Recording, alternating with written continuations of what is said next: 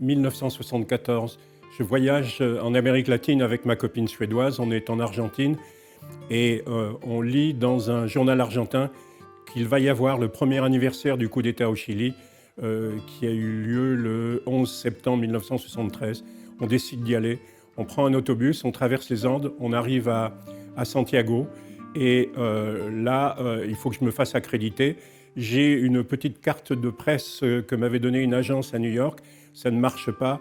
Finalement, j'ai réussi à contacter les gens de Sigma à Paris que j'avais rencontrés les correspondants à New York et j'arrive à être accrédité. Donc les célébrations, la commémoration dure une dizaine de jours et je commence à photographier à la fois les manifestations officielles qui ont lieu, les manifestations officielles avec les politiques, c'est-à-dire avec Pinochet et avec la junte militaire, les militaires et les manifestations où on fait venir des partisans du régime, les opposants bien entendu n'existant plus, étant cachés ou en prison ou ne pouvant pas sortir. Donc une des premières choses, c'est la célébration officielle avec les 4 membres de la junte, les discours, etc., etc. et le parvis de célébrités, d'officiels, à la fois civils, militaires et religieux aussi, ce qui est très très surprenant. Donc je photographie tout ça. J'ai pas trop de problèmes, ça se passe relativement bien, dans ce sens où la junte a intérêt à ce que ça se passe bien, de manière à présenter un visage, comment dire, un visage présentable pour le monde entier.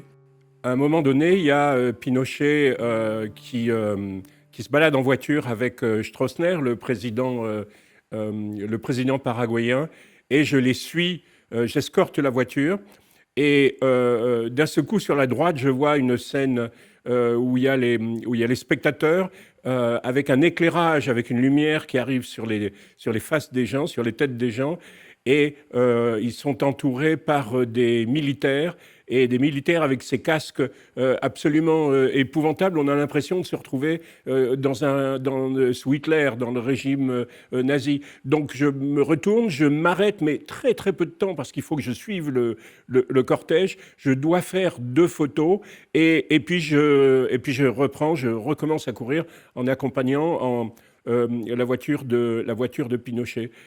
Cette photo, je l'ai toujours vue sur mes planches contact, mais je ne l'ai jamais mise en avant. Et quand je l'ai mise en avant, c'est-à-dire de très nombreuses années plus tard, quand on travaillait sur le projet sur América Latina, je me suis dit, et putain, c'est une bonne photo. Et elle explique toute la situation au Chili quand on y est, 1 an après le coup d'État. Il y a une foule nombreuse qu'on fait venir, il y a des enfants des écoles qui sont là. Je pense que les autorités veulent être sûres qu'il ne va pas y avoir de problème avec des gens de l'opposition qui, de toute manière, ne peuvent pas manifester. Et là, je me retrouve sur cette scène où on voit des jeunes qui manifestent leur approbation à Pinochet, à la manière latino-américaine, hein, ils font beaucoup de bruit, etc. Et parmi la foule de jeunes, il y a 3 hommes. Je photographie cette scène. Et en fait, ce n'est que très longtemps après que quand je l'agrandis, quand je fais un travail dessus, que je m'aperçois que les 3 hommes qui avaient au premier plan n'étaient pas autre chose que des mouchards, que des flics.